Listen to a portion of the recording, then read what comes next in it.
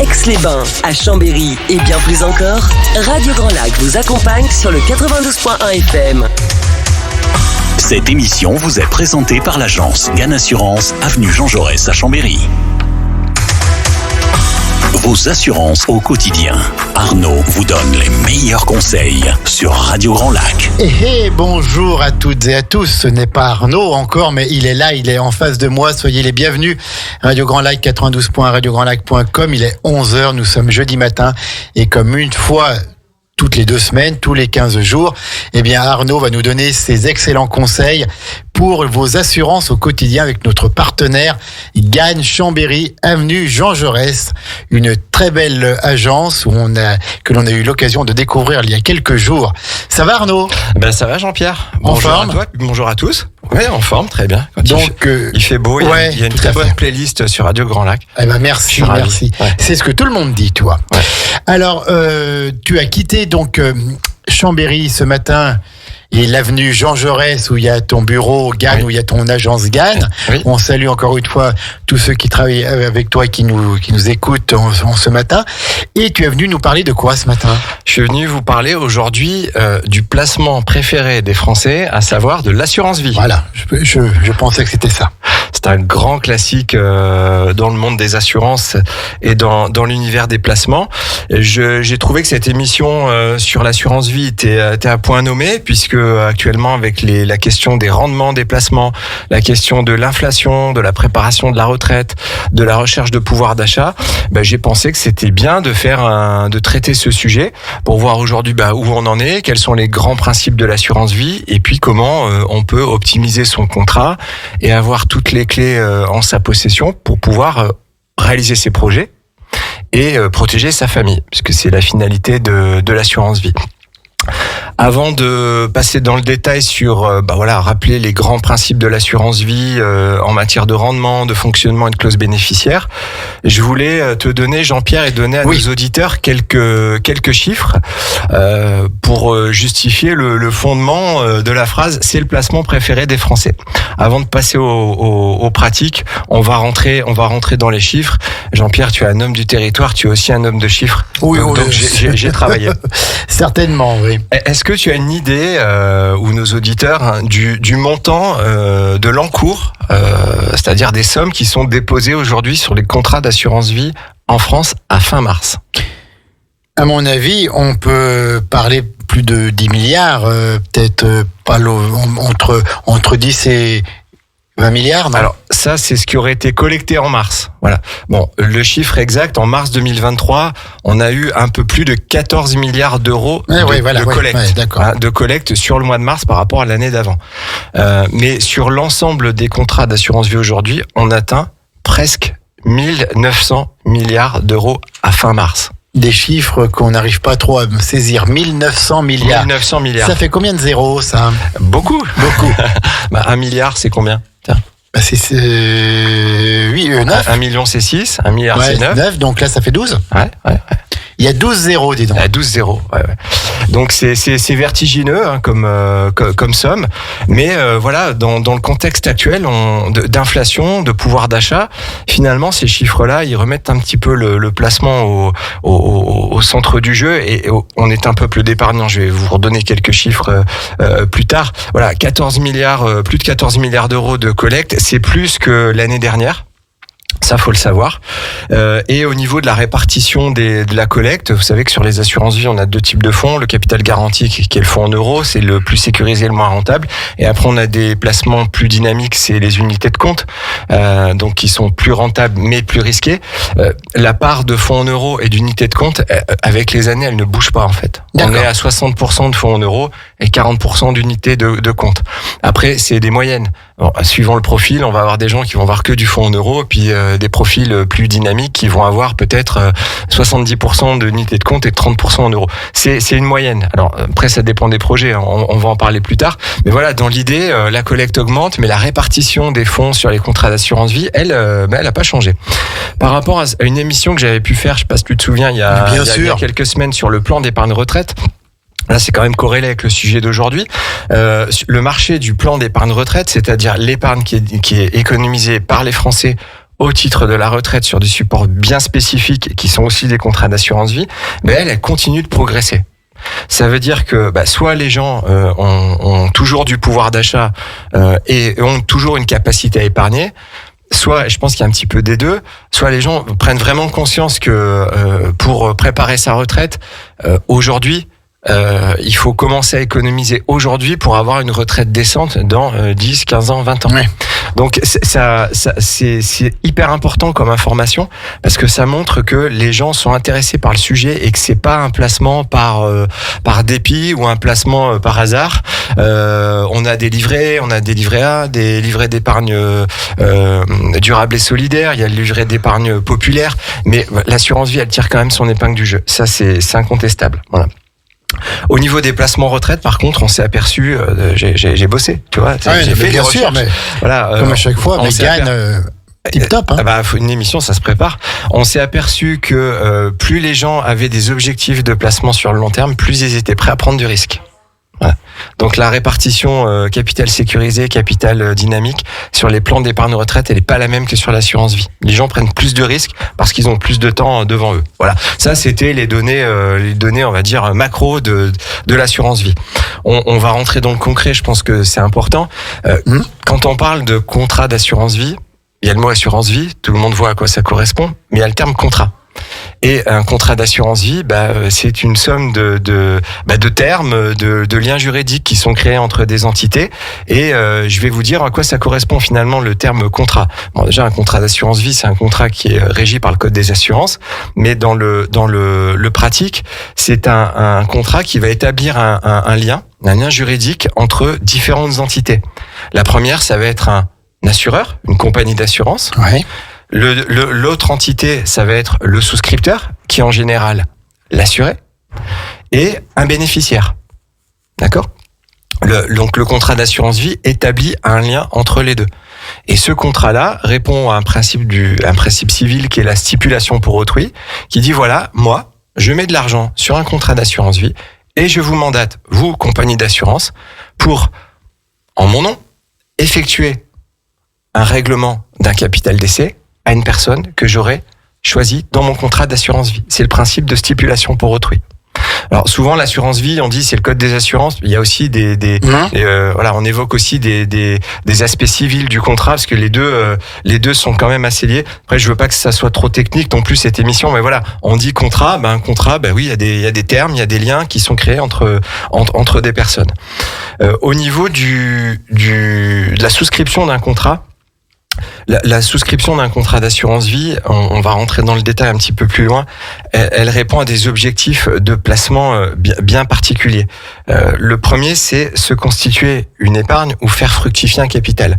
C'est l'objectif numéro 1, la raison première d'un placement aujourd'hui d'un épargnant sur un contrat d'assurance vie. La deuxième motivation qui a été identifiée, c'est la préparation de la retraite. Oui, aujourd'hui, je mets une somme aujourd'hui pour pouvoir en disposer en cas de besoin, mais c'est surtout pour pouvoir en disposer le jour où je vais constater une baisse de revenus dans mon foyer, notamment à l'occasion du départ en retraite. Ça, c'est la motivation numéro 2. Et la motivation numéro 3, c'est la transmission du patrimoine. Donc on voit bien que, a priori, l'assurance vie, c'est surtout pour favoriser la transmission du patrimoine, mais on se rend compte que c'est pas le motif principal de l'épargnant. Oui. Sur le podium, si on fait un tiercé, en fait, l'avantage fiscal de l'assurance vie en matière de transmission, il apparaît qu'en dernier. Il est en 3e position. Voilà, ça c'était important quand même à signaler à nos auditeurs parce que l'assurance vie un petit peu détournée de son usage, ça va être le livret A++, ça va être le compromis entre l'épargne disponible qu'on va avoir sur un livret et peut-être des placements un petit peu plus dynamiques type plan d'épargne en action ou compte titre. Voilà, l'assurance vie c'est vraiment un outil universel et facilement compréhensible avec des objectifs patrimoniaux qui sont clairement identifiés. Voilà. Au niveau des grands principes du contrat d'assurance vie, on va avoir ce qu'on appelle le choix d'un bénéficiaire sur son contrat d'assurance vie. Oui. Et ça, c'est une décision patrimoniale qui est quand même pas neutre. Pourquoi ? Parce que dans un contrat d'assurance vie, vous allez pouvoir affecter en cas de décès des sommes à une personne que vous avez désignée sur le contrat. L'avantage de l'assurance vie, c'est qu'on va pouvoir choisir un bénéficiaire qui n'a pas forcément un lien de parenté avec le souscripteur. Pas dans la famille. Pas dans la famille. Je peux tout à fait ouvrir un contrat, mettre ma compagne bénéficiaire. Ou moi. Ou toi, bénéficiaire, tout à fait. Donc ça, c'est tout à fait possible. Donc déjà, c'est pas comme on va dire les règles classiques de transmission du patrimoine où dans le code civil, il est prévu que les héritiers réservataires aient un minimum, etc. Là, dans l'assurance vie, on peut faire pratiquement ce qu'on veut. Je dis pratiquement parce que notamment, on peut ouvrir la parenthèse sur les personnes qui sont âgées, verser des primes sur un contrat d'assurance vie de façon exagérée par rapport à son patrimoine au profit d'une personne qui serait pas de la famille. Tout à fait. Notamment si c'est un soignant. Notamment si c'est un soignant, par exemple, ça c'est pas possible. S'il y a des primes qui sont manifestement exagérées, ça peut être requalifié. Et du coup, la clause bénéficiaire du contrat, ce serait après décision d'un juge, réintégrer à la succession. Donc, faut être vigilant là-dessus. Dans mon ancienne vie de conseiller en gestion de patrimoine, tu l'as connu. J'ai connu des gens, notamment, je sais qu'on aime bien le storytelling aujourd'hui. Oui, j'ai connu une personne qui m'avait fait venir chez elle et qui était sur un lit médicalisé, qui devait se faire opérer du cœur quelques jours après et qui voulait que sa fille soit bénéficiaire du contrat, très bien, mais mettre aussi une cousine. Voilà. Et en fait, je pense que c'était une décision qui n'était pas forcément éclairée. Ça aurait posé des problèmes parce qu'elle était fille unique. Bon, je l'ai pas fait et j'ai eu raison parce que il y a eu un accident médical et du coup la personne a failli y rester. Et je pense qu'en matière de devoir de conseil, j'aurais pas fait mon boulot si j'avais accepté les yeux fermés de modifier la clause bénéficiaire. Bon, ça c'était une petite anecdote. Donc je disais, il peut y avoir un lien de parenté ou pas. Ça peut être une personne physique. Toi, par exemple, mais ça peut être également une personne morale. Ça peut être une association, ça peut être une fondation. Dans mon ancienne vie de gestionnaire de patrimoine, même si je le suis toujours aujourd'hui, j'ai eu des cas où des personnes étaient sans enfants, avaient des contrats d'assurance vie, puis avaient nommé des associations, ou des fondations, caritatives, des fondations. C'est souvent pour les personnes âgées, c'est souvent des fondations, des associations pour animaux. La SPA, concrètement. Pour animaux ou pour la recherche médicale. La recherche médicale, oui, tout à fait. Ça, c'est bien. Ou l'action contre la faim, ou voilà. C'est tout à fait. Les œuvres caritatives. Des œuvres caritatives. Voilà. Souvent, on nous dit, comment je fais pour obtenir les capitaux d'essai? On a toujours l'impression que c'est la croix à la bannière. Oui, c'est un contrat, donc c'est régi par des règles bien particulières. Donc, le règlement d'un capital d'essai intervient à partir du moment où l'assureur a tous les documents au bout de 1 mois. Dans la pratique, c'est quand même plus. Et on s'aperçoit que c'est compliqué quand il y a plusieurs bénéficiaires d'aller chercher les documents pour prouver que vous avez bien la qualité d'héritier, pour prouver votre état civil. Bon, c'est un agrégat de documents. C'est vrai que c'est pas évident dans tous les cas, mais voilà, les contrats arrivent au bout. L'assureur, c'est un métier réglementé. Donc à partir du moment où l'assureur a tous les papiers, c'est important de savoir que l'assureur il a 1 mois pour vous régler. Chose importante en matière de désignation de bénéficiaire, c'est quand même conseillé de bien rédiger sa clause bénéficiaire. Et votre clause bénéficiaire, elle peut être modifiée. Elle n'est pas gravée dans le marbre. À condition qu'il n'y ait pas de bénéficiaire acceptant, je ne vais pas rentrer dans les détails, mais voilà, une clause bénéficiaire doit correspondre à votre situation d'aujourd'hui, à votre situation familiale, à vos projets et à la composition de la famille. Je vais vous donner un exemple récent. Je suis allé chez un client professionnel de l'agence. Il avait un contrat d'assurance vie. On a fait un point sur sa situation. En fait, il était en train de divorcer. Et le contrat d'assurance vie, donc il se retrouve seul à élever sa fille. Et le contrat d'assurance vie, en clause bénéficiaire, on avait donc son épouse qui était désignée au contrat. Alors, elle était désignée non pas en tant qu'épouse, mais elle était désignée en bénéficiaire, mais avec le nom et prénom. Donc, la qualité d'épouse, elle aurait été forcément remise en question, mais elle était désignée en son nom et prénom. Donc là, on pouvait rien faire.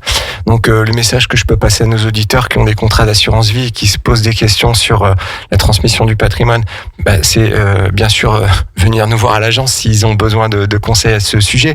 Mais plus simplement, c'est de bien regarder leur clause bénéficiaire et faire en sorte qu'il y ait une clause bénéficiaire adaptée à la situation du moment. Une clause bénéficiaire, on peut la travailler. On peut faire une clause classique, mon conjoint à défaut mes héritiers. On peut faire une clause à tiroir. On peut dire par exemple ma compagne à hauteur de 20% et mes enfants à hauteur de... Tout à fait, on peut composer. Une clause bénéficiaire se termine toujours par à défaut mes héritiers. Si pour nos clients ou nos auditeurs qui ont des contrats d'assurance vie avec des encours élevés, avec des problématiques patrimoniales, familiales qui sont particulières, on peut toujours insérer dans la clause bénéficiaire de son contrat ce qu'on appelle une clause libre. Voilà. Et on peut donc dire clause déposée chez Maître Durand à Aix-les-Bains. Et en fait, cette clause, elle est consultable par tous les notaires de France et la clause peut être donc rédigée par un notaire.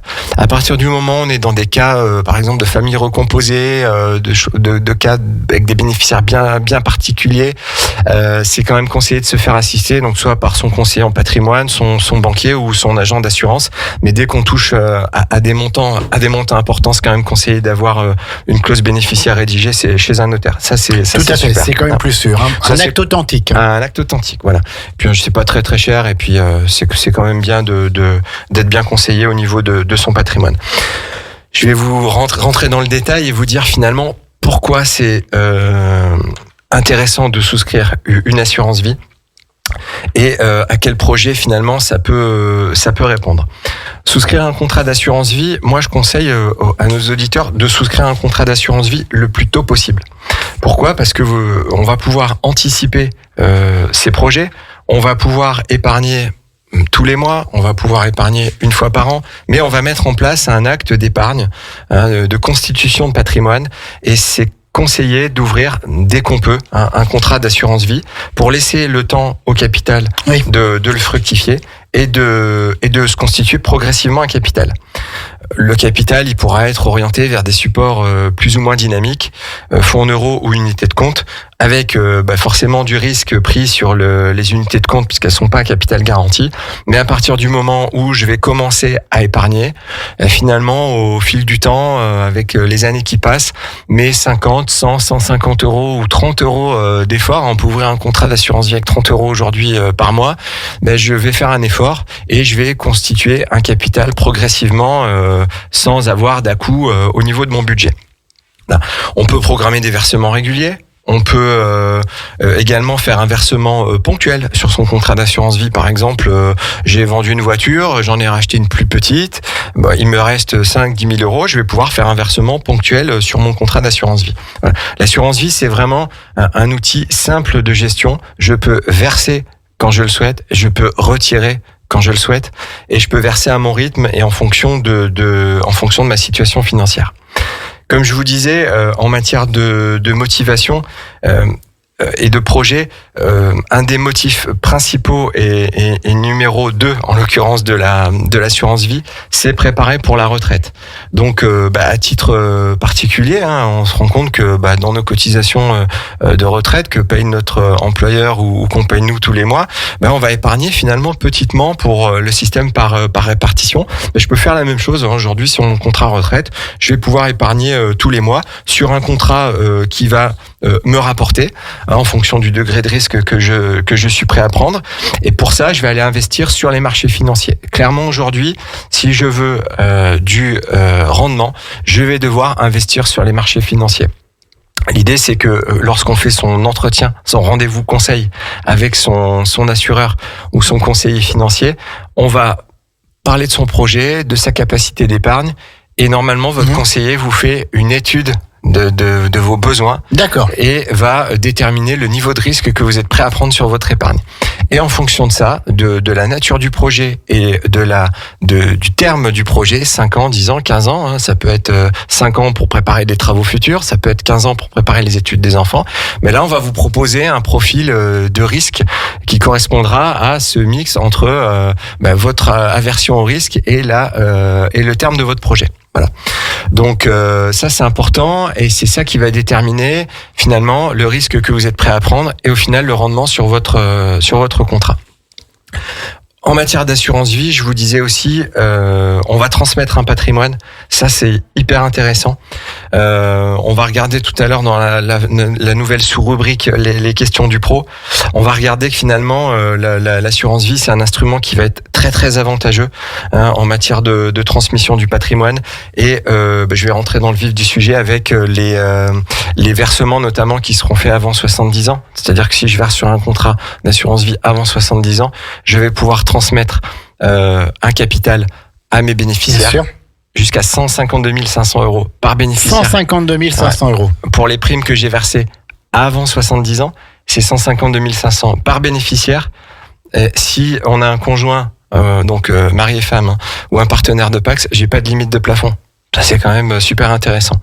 Ce que je vous propose, c'est qu'on fasse une pause. Petite pause, Arnaud, parce que là, tu nous en as quand même beaucoup appris. Tu nous as donné des renseignements très précis et tout. Voilà. Une petite pause et puis on revient après. Pour vous tenir en haleine, on va regarder ce qui se passe après 70 ans sur le contrat d'assurance. Super Arnaud, vos assurances au quotidien, c'est un jeudi sur 2 à 11h en partenariat avec Gann Assurance, Chambéry, Agence, avenue Jean Jaurès. On revient tout de suite à 11h21.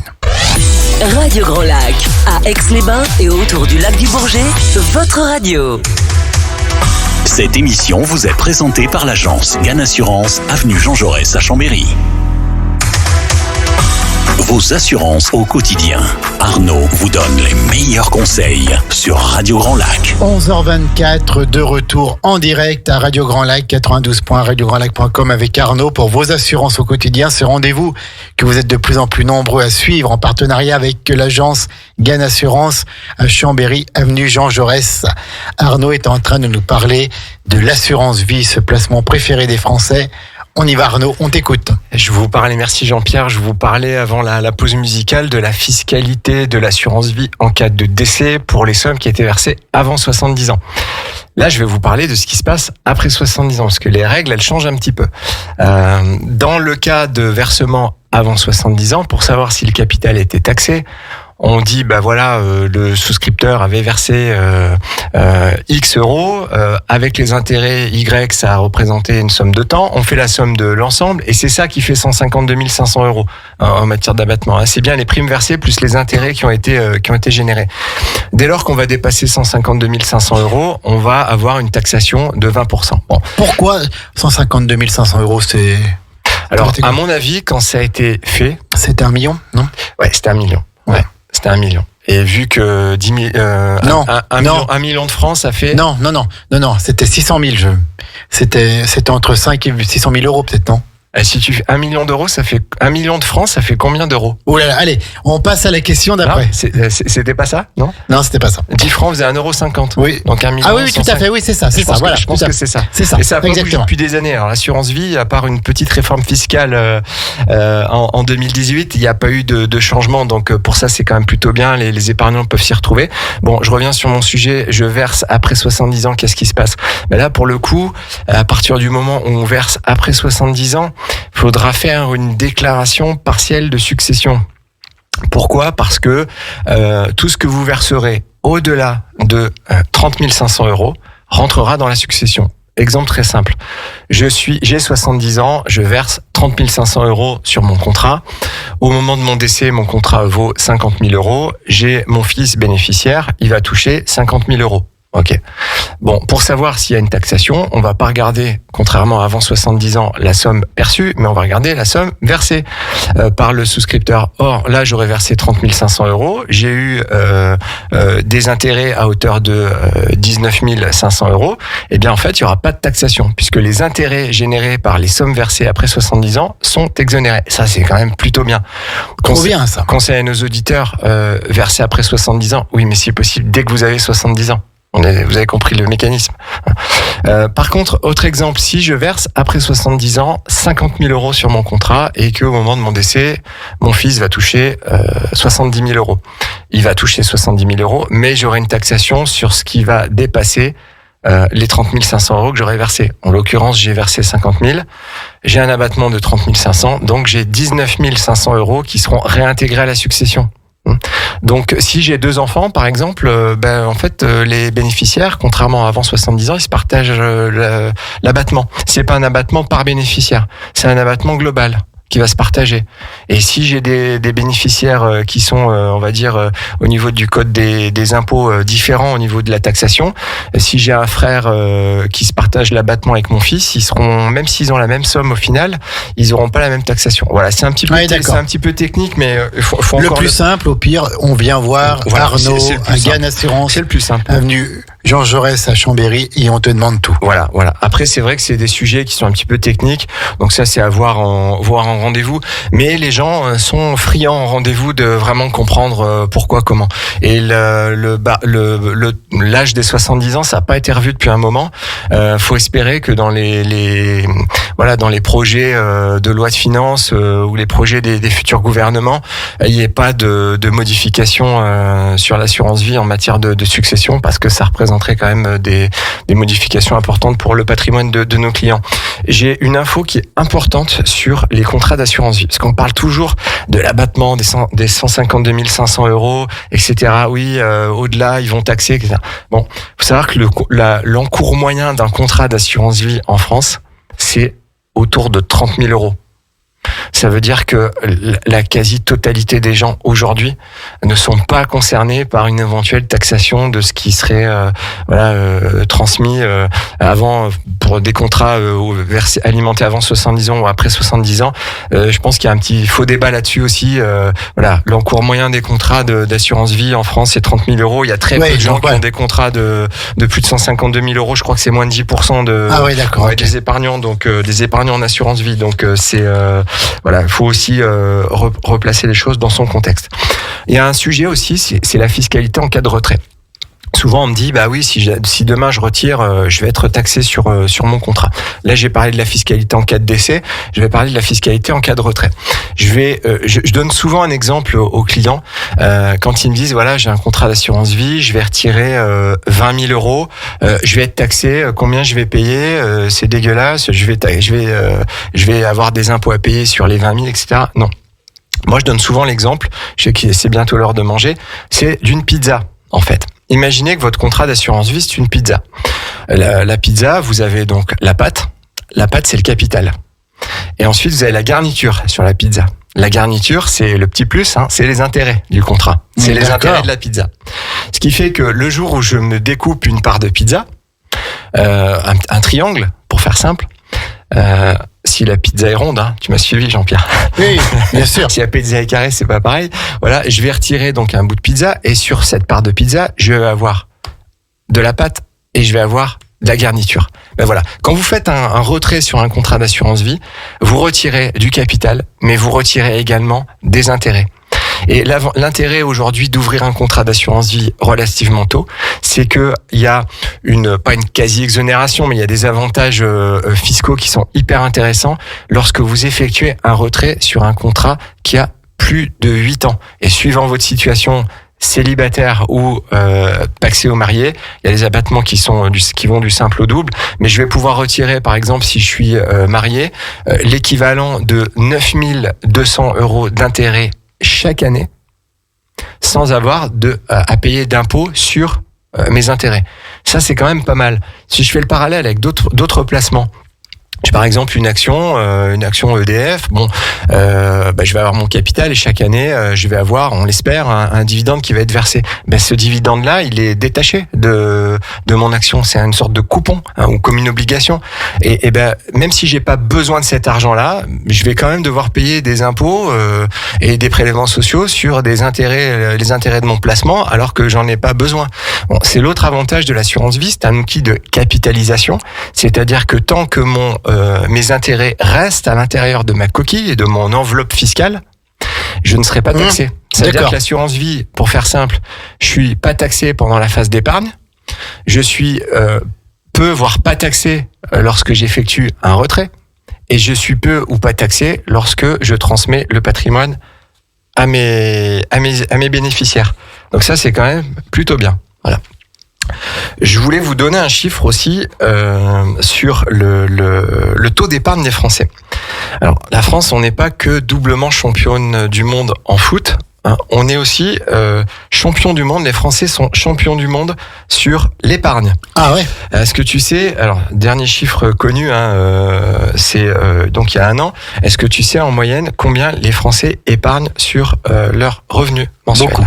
Non, sur le revenu mensuel. On est proche de 20%. C'est vrai quand même. Ouais. La moyenne européenne, est-ce que tu sais en zone euro quel est ce niveau? Non, je sais pas. C'est 2 fois moins. C'est vrai. On est autour de 10%. Donc le Français, lui, alors après, il faut relativiser. Tous les Français n'ont pas la même situation financière. Et c'est vrai que c'est dur en ce moment. Il y a beaucoup de choses qui augmentent. Le coût de la vie n'a jamais été aussi cher. Donc les moyennes, je dis toujours, faut les relativiser. Mais voilà, c'est un fait. Les Français aujourd'hui, les Français épargnent. Et donc ils vont pas forcément épargner pour transmettre un patrimoine plus tard. Ils vont tout simplement, ça dans les motivations aussi des gens. Mais on s'aperçoit que les gens vont aussi épargner pour des achats plaisir ou des projets personnels. Ils vont utiliser leur assurance vie comme un outil de placement purement et simplement qui va arriver en complément des dispositifs qui existent, le livret A, le livret bleu. Ouais. Donc c'est un petit peu détourné de son usage, comme je disais aujourd'hui au niveau au niveau des Au départ, c'était quand même plus sur le long terme. C'était plus sur le long terme. C'était plus sur le long terme. Une épargne vue sur le long terme. Quand même. Exactement. Puis au début, ça s'appelait pas forcément une assurance vie, c'était des assurances décès. Après, c'est devenu des assurances mixtes, vie et décès. C'est-à-dire qu'en gros, vous payez une cotisation et si vous étiez en vie à la fin du contrat, les contrats avaient une durée de vie limitée, l'assureur vous versait le capital. C'est un petit peu différent. Il y en a quasiment plus de ces choses-là aujourd'hui. Les clients, les prospects, les auditeurs que je peux rencontrer ou mes partenaires professionnels me posent souvent la question des rendements. Aujourd'hui, si on veut un rendement, alors le rendement moyen d'un placement financier au sens action, obligation, des placements on va dire risqués, est en moyenne de 4% sur 20 ans. Voilà. Si aujourd'hui vous avez une inflation à plus de 5%, vous vous rendez compte que même en prenant du risque sur l'épargne, finalement on va quand même pas forcément gagner de l'argent à l'instant T, mais on va limiter la casse.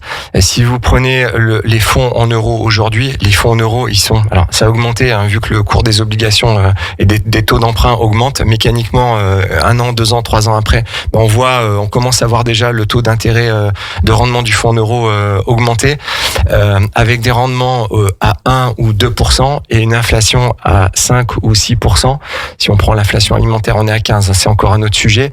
On s'aperçoit que finalement, aujourd'hui, c'est quand même dur d'avoir un rendement, même si on prend du risque, sur des placements d'assurance vie. Oui. Ce que je dis à nos clients, ne succombez pas au chant des sirènes, notamment sur Internet. Aujourd'hui, on voit beaucoup de sites qui vous proposent de placer de l'argent différemment avec des placements alternatifs, investir dans des fonds, spéculer sur des monnaies ou investir dans des monnaies virtuelles, etc.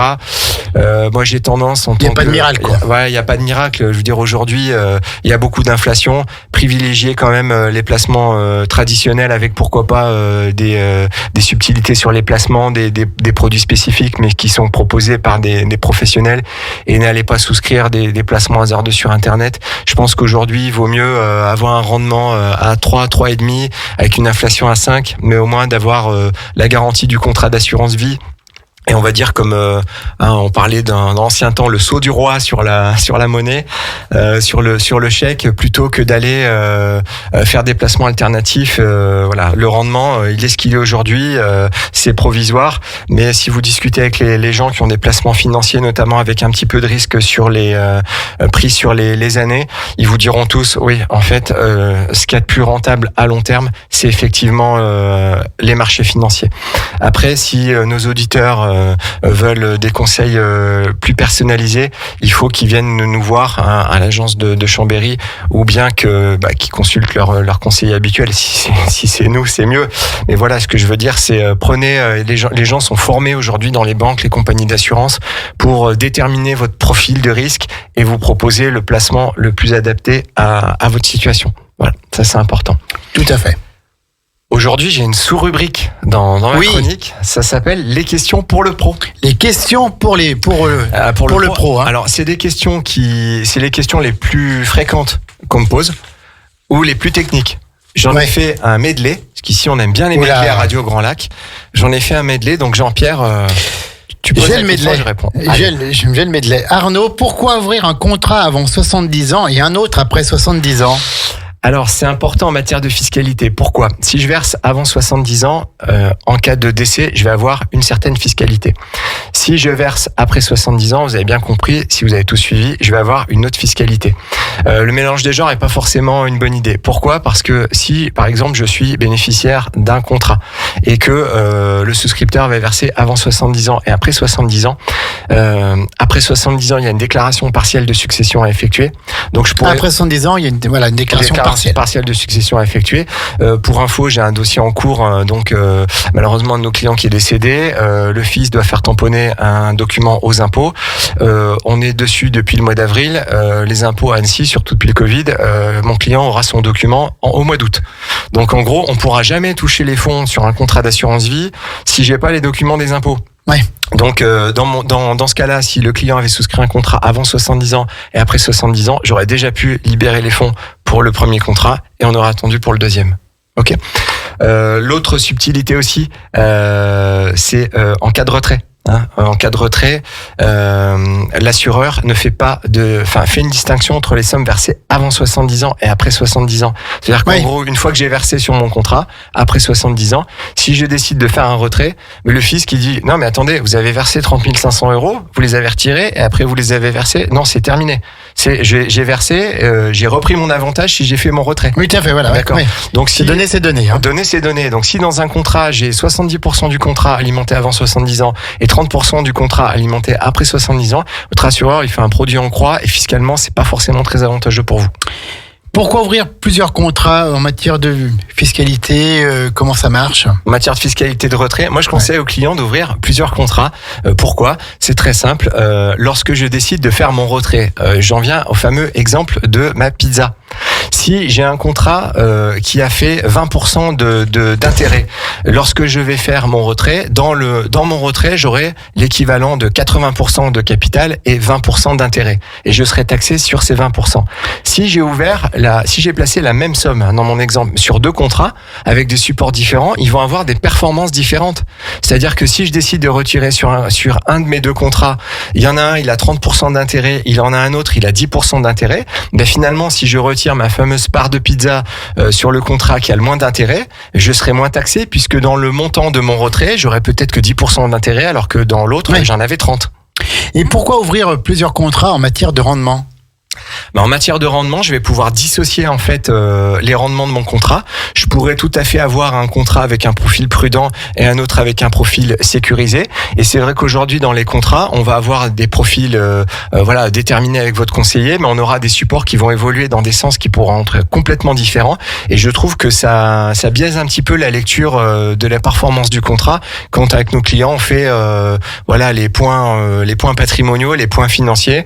On met pas tous ces œufs dans le même panier. Alors ça veut pas forcément dire qu'il faut pas avoir tout au même endroit en matière de compagnie d'assurance, mais je trouve qu'avoir plusieurs outils financiers, plusieurs contrats, ça permet aussi de relativiser les performances ou sous-performances des contrats.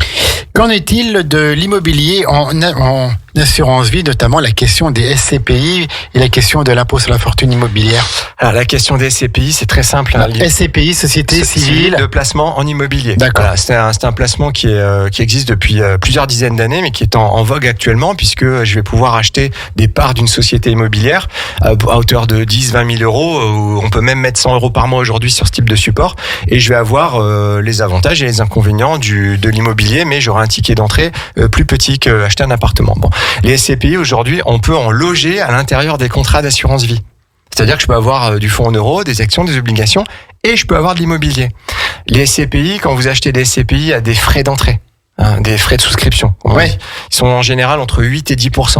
Quand vous les mettez dans un contrat d'assurance vie, selon les compagnies, selon les SCPI, il y aura aussi ces frais qui vont être prélevés. Donc si aujourd'hui j'investis 10 000 € sur un contrat d'assurance vie en SCPI, j'investis pas réellement 10 000 €. J'ai investi que 90% de 10 000 €. Donc je vais voir mon contrat faire un moins tout de suite. C'est normal parce que l'assureur il prélève les frais qui lui seront prélevés par la SCPI. D'accord ? Si je rajoute les frais d'entrée pris sur le contrat d'assurance vie, j'aurai pas un rendement qui va être immédiat. Ce que je dis tout simplement, Jean-Pierre, c'est attention, oui, l'immobilier tertiaire en SCPI, c'est une très bonne alternative, mais faut que les conseillers financiers ou que les clients posent la question des frais de souscription pour les SCPI. Tu as soulevé la question aussi de l'IFI, à l'impôt sur la fortune immobilière. Il y a avant la suppression avant la mise en place de l'IFI, on avait donc l'ISF. L'ISF, tout le monde voit ce que c'est. C'est l'impôt de solidarité sur la fortune. En gros, on était taxé sur son patrimoine financier et immobilier. Et donc là, depuis la suppression de l'ISF et remplacé par l'IFI, on est taxé que sur, on va dire, la fortune immobilière. Pour autant, les placements financiers passent pas à travers. C'est-à-dire que si aujourd'hui vous décidez de vendre de l'immobilier 1 million de patrimoine, un immeuble d'1 million et investir dans un contrat d'assurance vie, vous serez pas taxé au titre de l'IFI. Ok. Par contre, si vous mettez des SCPI ou des OPCI, c'est une autre forme de placement immobilier dans l'assurance vie, le fisc considère que c'est pas de l'immobilier en dur, c'est de l'immobilier, on va dire virtuel, puisqu'il est logé dans un contrat d'assurance vie. Vous êtes redevable de l'IFI exactement dans les mêmes conditions. Donc, si je vends mon immeuble pour faire des SCPI dans un contrat d'assurance vie à hauteur d'1 million, le fisc considère que j'ai un patrimoine immobilier d'1 million. Enfin, dernière question, comment limiter le risque sur mon contrat, notamment dans le cadre des investissements programmés ? Le risque, je vous conseille en fait d'investir un petit peu régulièrement. Pourquoi ? Parce que si aujourd'hui j'investis 10 000 euros sur un contrat d'assurance vie, par exemple en janvier 2022, et que en février 2022, mon placement baisse suite à l'invasion de la Russie en Ukraine, il y a une baisse par exemple sur les marchés financiers. Le Covid, c'était exactement la même chose. Finalement, je vais me retrouver avec mes 10 000 euros, ils vont peut-être passer à 7 000, ils vont passer à 8 000. Donc à l'instant T, j'ai investi sur un marché et suite à un événement positif ou négatif, je peux avoir mon placement qui chute brutalement, qui monte brutalement. Je pense que il vaut mieux ces 10 000 euros là, peut-être les verser régulièrement tous les mois, parce que quand les marchés financiers vont monter, moi je vais y aller tranquille, puisque j'ai investi la même somme tous les mois. Je vais investir la même somme quand les marchés montent. La plupart des gens, qu'est-ce qu'ils font quand les marchés montent ? Ils investissent en masse, donc ils font monter les prix, donc ils payent cher les choses. Moi je vais y aller tranquille. Et à l'inverse, quand les marchés financiers sont en baisse, la plupart des gens ils vendent. Donc ça accentue le phénomène de baisse. Mais moi, si j'achète la même somme, si j'investis la même somme tous les mois, je vais investir quand ça baisse. Alors que tout le monde n'a pas envie d'investir quand ça baisse. Ok ? L'exemple le plus frappant, c'est la pompe à essence. L'erreur qu'on fait tous, c'est faire le plein à chaque fois. Or, on devrait mettre 50 euros à chaque fois. Comme ça, quand l'essence est très chère, on n'en achète pas beaucoup. Et puis finalement, quand l'essence est pas chère, à la limite, on en met plus. Oui, tout à fait, voilà. Donc, j'ai aucun intérêt à aller faire, à remplir une cuve de super et puis de la stocker, parce que rien ne me dit que l'essence, je l'ai payé très cher ou pas assez cher. Voilà. Ces raisonnements-là, on les a également dans l'assurance vie. Donc, verser 150 ou 200 euros par mois ou 30 euros par mois, et je vous déconseille d'investir des grosses sommes à l'instant T. Il vaut mieux les répartir. Eh bien, merci beaucoup. Comment est-ce qu'on peut conclure, cher Arnaud, sur les assurances vie ? Les assurances vie, on est dans un territoire proche de la Suisse. Je ferai un parallèle avec le couteau suisse. Oui. L'assurance vie, c'est le couteau suisse des placements financiers de la gestion de patrimoine. Puisque je peux m'en servir pour tous les projets. Je peux avoir une épargne qui est disponible à n'importe quel moment. Je peux m'en servir pour préparer mes projets, financer ma future retraite et protéger ma famille. C'est pour ça que je dis à nos clients, c'est un véritable couteau suisse, et je pense que c'est pour ça que c'est le placement préféré des Français. D'accord, merci beaucoup, cher Arnaud. Merci à Gann Assurance, l'agence de Chambéry Jean Jaurès. Est-ce qu'on peut donner encore un numéro de téléphone ? On peut donner un numéro de téléphone, 04 79 33 05 08. Et puis on est visible sur tous les réseaux sociaux, Instagram, Facebook. Et puis je crois que tu as encore un petit message à nous donner. Un petit message, comme à chaque fois, on favorise la rencontre avec nos auditeurs. Donc avec mon associé Xavier Cos, on propose un rendez-vous privilège sous 48 heures au sein de notre agence pour faire le point sur vos placements. Notre agence est labellisée Expert Patrimoine patrimoine, donc on a un savoir-faire et des outils voilà, bien spécifiques à la gestion de patrimoine, et vous pouvez bénéficier d'une remise aussi sur les frais d'entrée. Merci beaucoup Arnaud pour cette émission, merci vos assurances au quotidien. On te retrouve dans 15 jours. Dans 15 jours, et là dans quelques minutes, après le Flash Info de Maxime à midi, ce sera Sandrine pour une autre émission, La Nature et vous. Et aujourd'hui, donc, son invité sera Mélusine Martin, qui est chercheuse en sociologie environnementale et journaliste scientifique. Et elle va aborder avec elle des thèmes passionnants comme l'identité environnementale et est-ce possible d'allier technologie et nature. Et ben, on saura ça donc à 12h05, 12h06, après le Flash Info de Maxime. Puis ensuite, à 13h, c'est Demander le programme avec Sandra et Christine. Donc, Demander le programme, oui, tout à fait, une très belle émission où on va avoir un peu le calendrier, l'agenda, le planning des prochains spectacles, des prochaines sorties sur notre territoire. Ne manquez pas, c'est de 13h à 14h. Elles sont dans les starting blocks, elles sont en coulisses là, et elles se préparent. Arnaud, merci beaucoup. Merci Jean-Pierre. Bon appétit à celles et ceux qui vont passer à table, et 12h06. Bonne journée. La nature et vous. Merci Arnaud.